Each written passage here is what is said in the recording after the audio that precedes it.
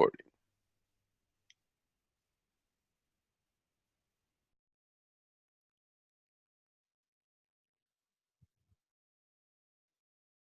All right, welcome to the Bald and the Beautiful.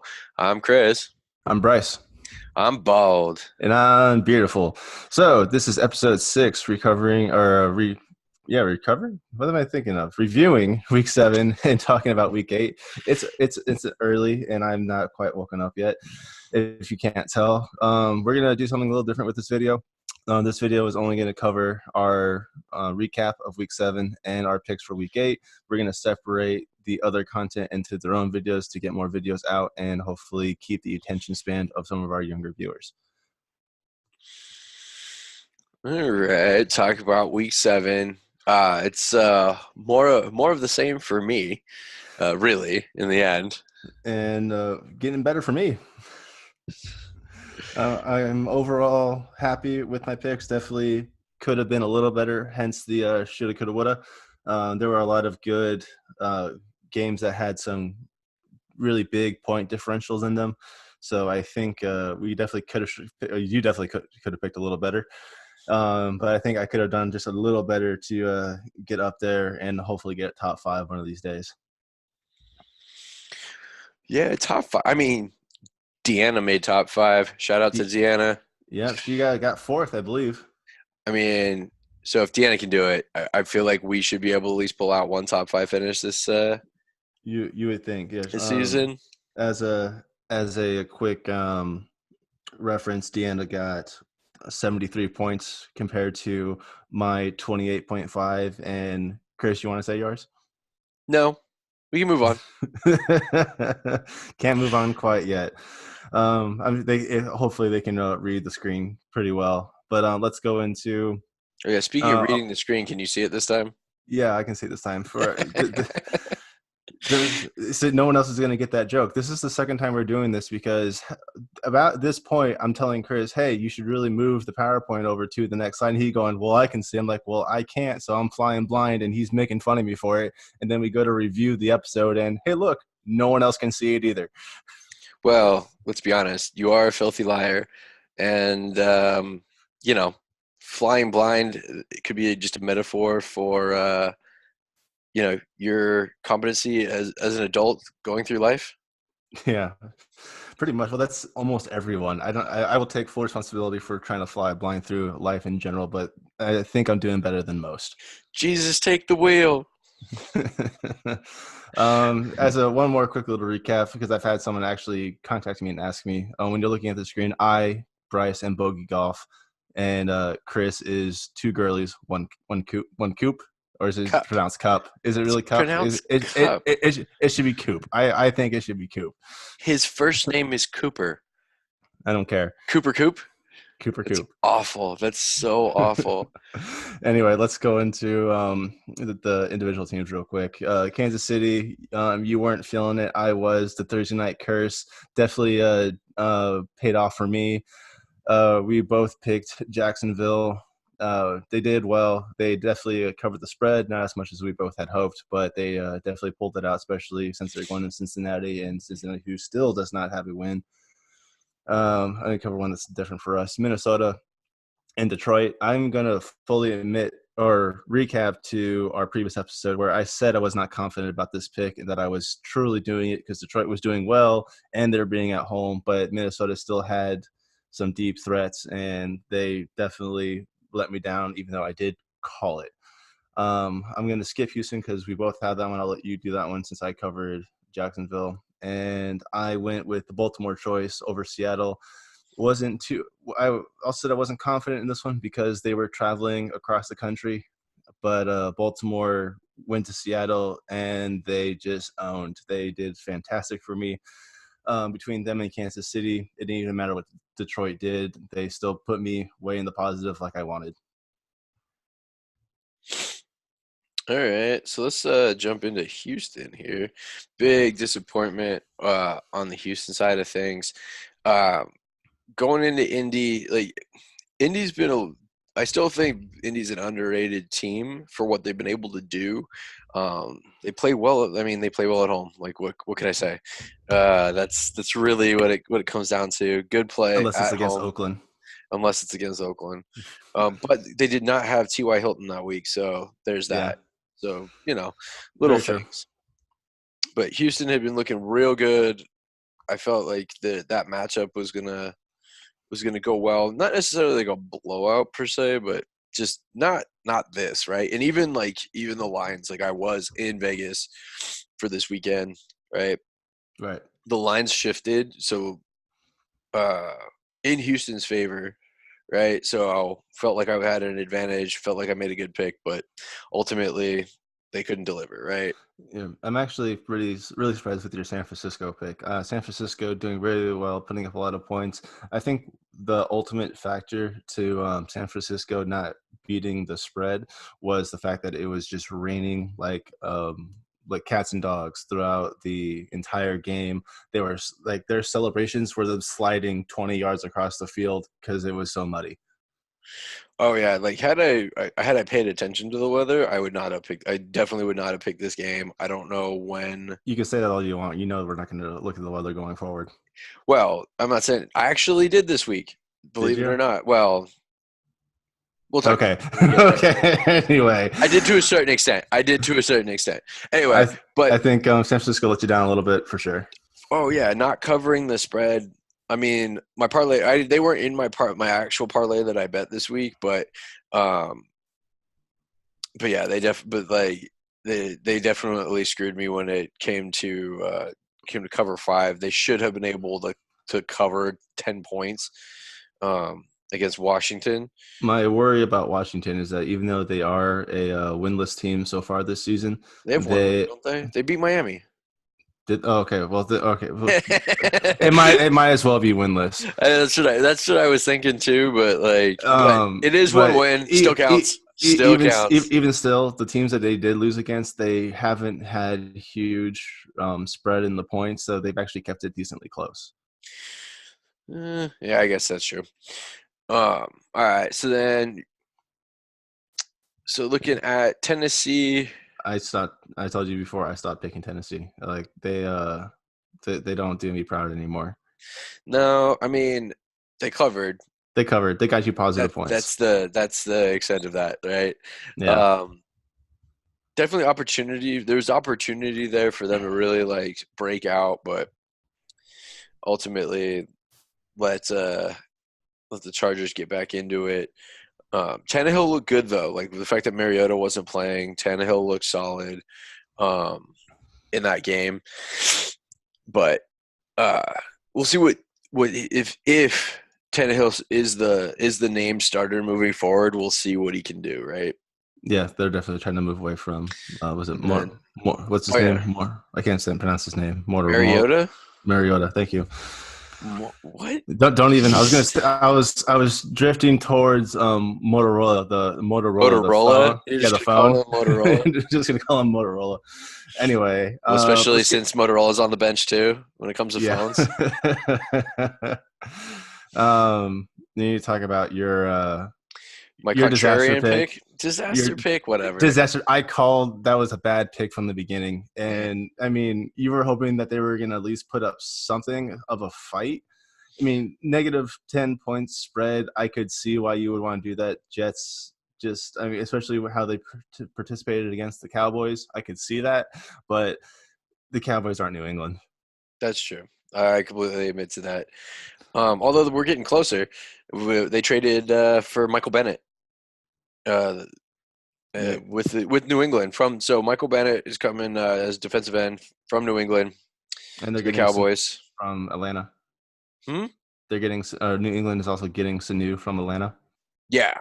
Well, they trade. Yeah, a lot of trades, a lot of movement I think in the but teams. isn't like the deadline for all the trades happening soon? It was this week. Yeah, that's why Yeah. there's a bunch of trades. Yeah, like all right, we got to get them out now because we're at least we're stuck with them for another freaking year, uh, forking year. Sorry. well, yeah, it's all about people that are they're making moves in order to fill gaps to make either make playoff runs or potentially make a Super Bowl run, and that's where I think New England made that move with Sanu to bolster their receiving core. Right, they have some injuries. Edelman's dealing with a chest injury or ailment of some sort. So adding a big wide receiver, veteran wide receiver, um, definitely helps them. Cowboys need some help on defense in order to, you know, I don't even perform is such a I don't know. I can't say perform, but really like sure up that side of the ball, right? Right. San Francisco traded for Emmanuel Sanders from Denver, right? So Emmanuel Sanders is going Right. over there to enhance their receiving core. Guess who has both of those players in fantasy? I don't want to talk about fantasy. But either way, like I said, talking about New England and the Jets, figured with Darnold back in the lineup, they'd keep it close, not necessarily a blowout, but like something like something to the effect of the Giants, Thursday night game against the Patriots, where the Patriots like barely covered by like a point or something like that. Figure we might be in that is something in that range. Le'Veon Bell should have been able to do some stuff. I just don't know if they're underutilizing him or just not mixing up how they're utilizing him. Because he can run up the middle. He catch passes out of the backfield.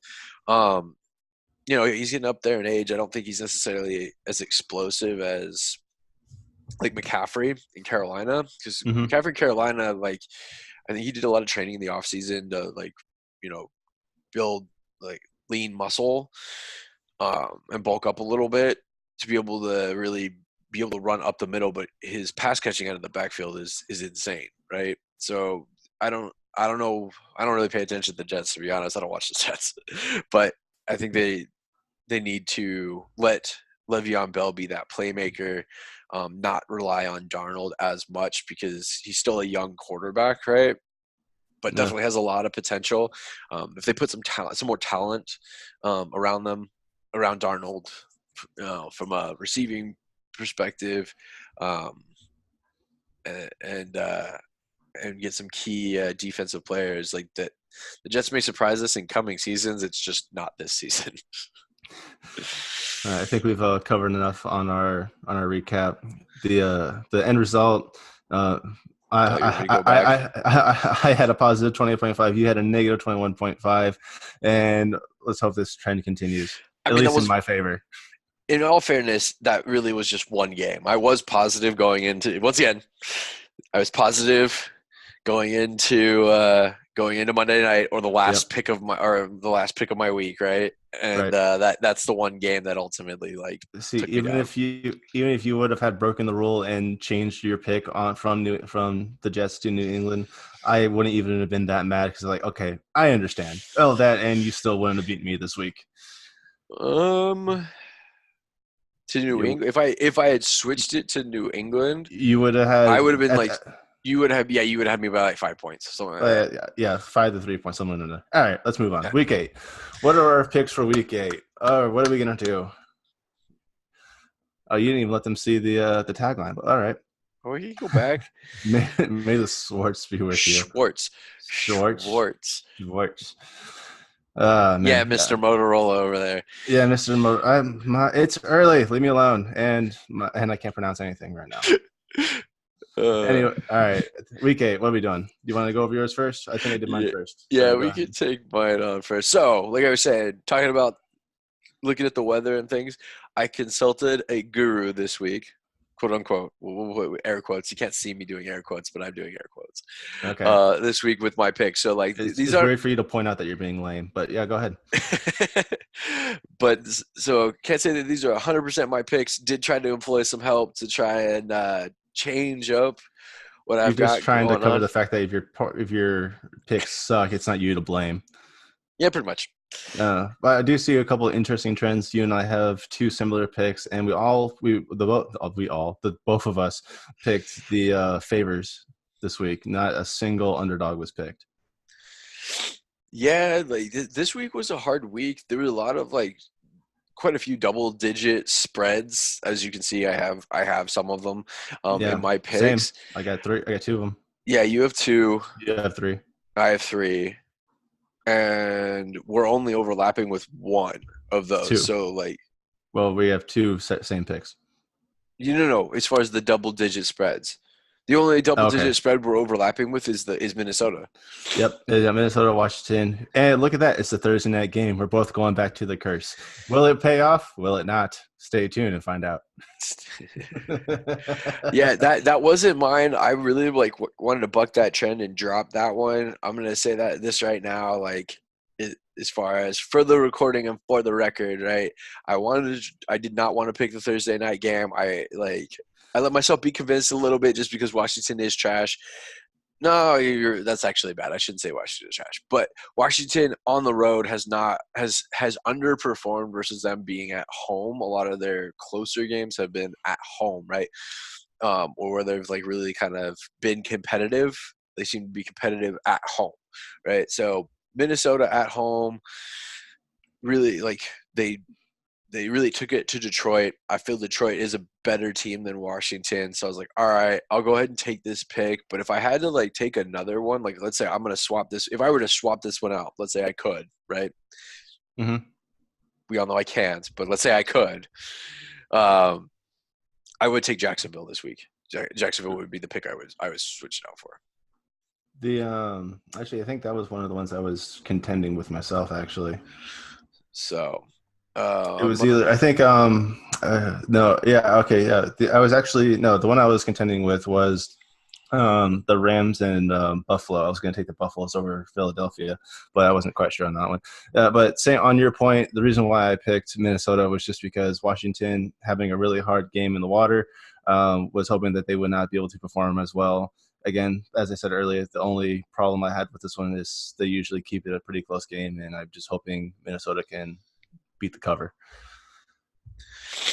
all right, you want All to right. take Detroit Yeah, I'll and take Detroit. Detroit at home against the New York Giants. Detroit overall held their own against a really powerful offense and defense last week, being Minnesota. And now that they're at home still and New York's traveling, even though New York has some power to their offense, I don't think their defense will be able to stop them. So I'm hoping that they'll be able to overcome. You? I just think Detroit needs a win. Like they got robbed with Green Bay, right? They did, and everybody knows it. They legit got robbed. I'm not saying that Green Bay doesn't win that you know what I mean. 70% of the time, like Green Bay wins that game, but in this particular scenario, they got robbed by the refs.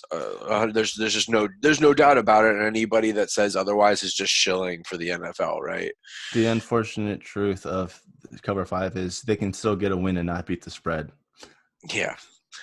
Um, but and then coming in and like I don't know if they just had that hangover against Minnesota, uh, dropping back to back weeks against tough teams. Don't get me wrong, they're truly tough teams, and playoff contenders, potentially even Super Bowl contenders. I'm not gonna really put Minnesota in that like, oh, that's their year, right?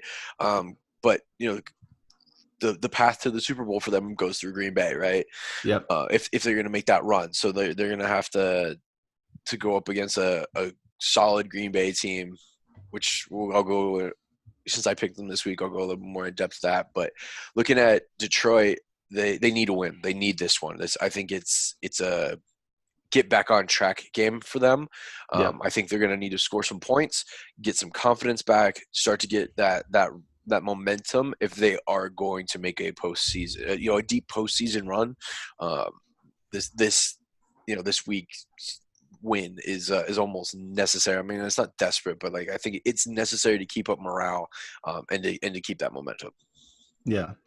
Um, let's move on from Detroit and let's go into your New England pick. New England, obviously, always a decent pick with the points they're going to put up, especially now that they're at home. I mean, they could play away, and they've said multiple times they've gone into stadiums and felt like they were back at home with the crowd on their side.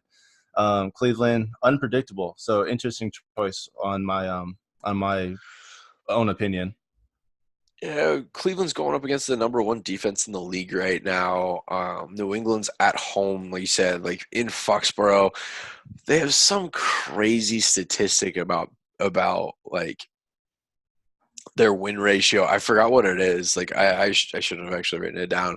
Their wins at home against an opponent with Cleveland's record is something crazy. It's like 80 to 90% like win rate or something, like something insane. It didn't, like, it was so insane that I disregarded it. I was like, they're just saying things. Like, there's words. I understand, whatever. But that and New England, I mean, does not seem to like Cleveland either. No matter what form Cleveland is in, New England always seems to put a whooping on them.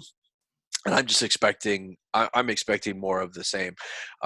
I think this also like plays into, I think the mental game plays into this, right? Like, they need to continue to show that they're absolutely dominant and that they shut out the Jets. They didn't need to shut out the Jets to win that game, right? But they did No, it anyway, they right? definitely tried to exploit a role in that game.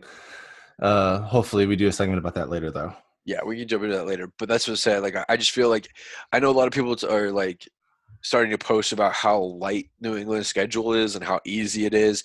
Dad likes to talk about how New England always has it easier than Pittsburgh. Oh, who um, does this? Oh, yeah, because they're in the same what? they're both in the AFC, but what he said, like the division that New England is, because they've been so dominant in their division, the because they're in the AFC East, right? And you guys are the AFC North. Mm-hmm. Yeah, that the East is significantly lighter in competition versus the AFC North is a tougher division to be able to play in, and how, like, if they were to switch divisions, that Pittsburgh would be just as Yeah, dominant. they're in the same division as the Jets and the Dolphins. Like their only competitor right now is the Bills, who have 5 wins. The Jets And have one, and Dolphins has none. well, this season, I'm just saying, like, Yeah, but well, most seasons. I mean, how? When's the last time you had any three of those teams just go to the playoffs as a wild card? ooh, that's a good question. We should probably look that Yeah, up. one We of should these. probably One, look that up. I'm just making. There's no research in this. We're just making claims and hoping people talk trash to us. That's the whole point of the show. Anyway, let's get off New England. We gotta get to Green Bay. Green Bay, I like the choice against Kansas City, even though they're traveling. Mahomes isn't playing, which is a big factor. I think last week when he went out, they definitely had the potential to get more of a spread. And as far as I know, he's still not in. So Green Bay definitely has a good chance of making it a good spread for you. Oh, yeah, definitely. Like, no Mahomes, even traveling. Green Bay's defense is playing well, and Aaron Rodgers is, he, I think he's like, what was that movie, like Drive Angry? Like that. That's the vibe I get off of him. He's just like angry that he's not previously really performing at like that top.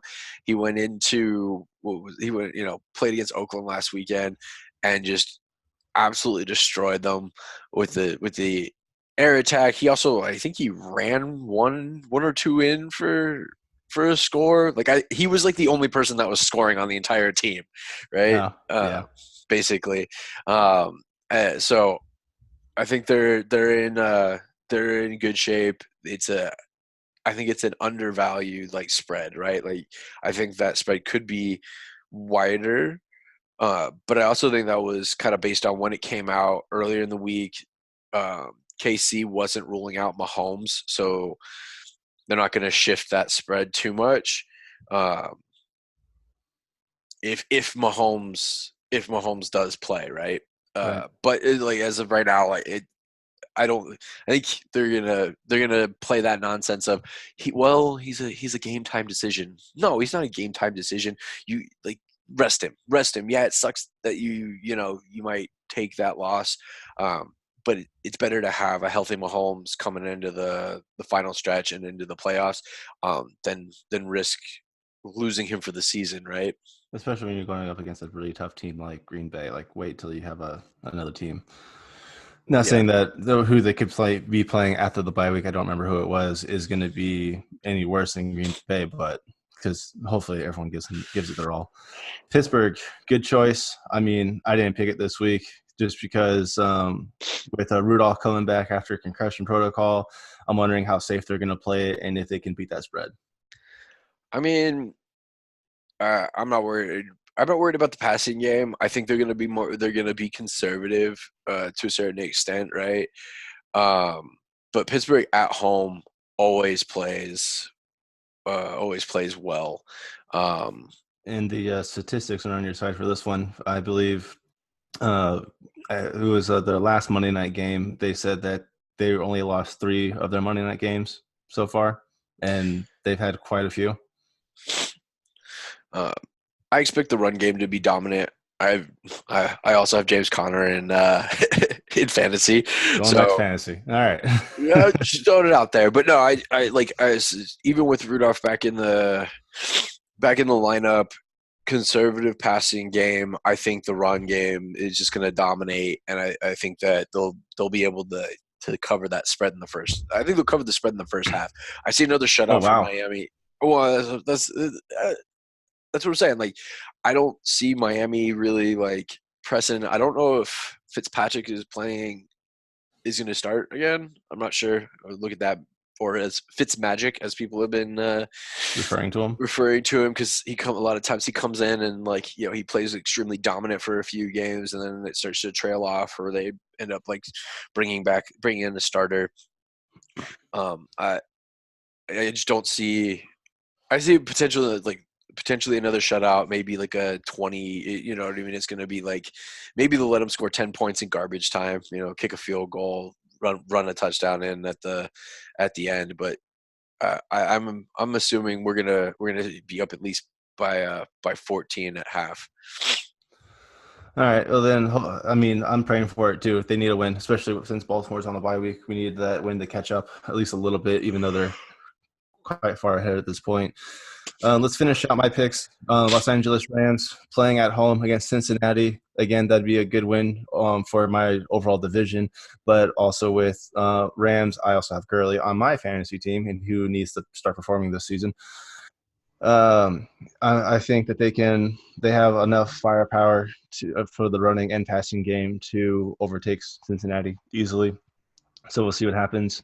New Orleans against Arizona. Breeze coming back this week, from what I'm reading. At least he wants to. So if he does come back, Arizona's got something to worry about, especially since they are traveling to New Orleans. Home field advantage does make a big difference, especially when on the offense when you can't hear your quarterback saying a word. So I'm hoping that New Orleans can pull out that spread, even though Arizona has been known to keep it to a close game, tying the Detroit Lions in Week 1 with 27-27. So I think that could be an iffy pick for myself. I went back to San Francisco. They're going home. Carolina's doing the travel thing. Carolina's got a pretty good defense, so I think San Francisco's got a challenge ahead of them. But I think they could definitely win that by at least a touchdown. Yeah, I think that's a close game. I don't think San Francisco has really played against a running back like McCaffrey, Yeah, and the fact that he can both, like I said, he can run it up the middle, he can catch passes out of the backfield as well.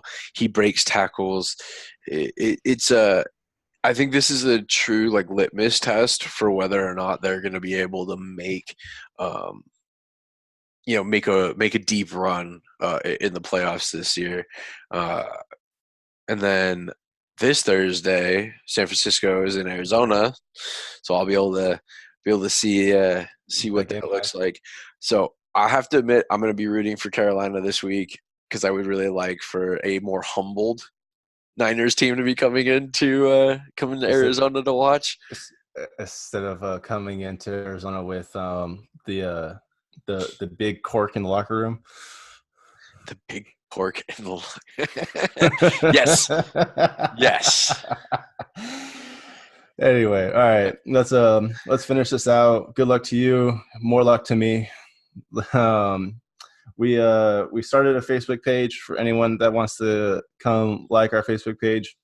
We're gonna get a picture up there soon, hopefully.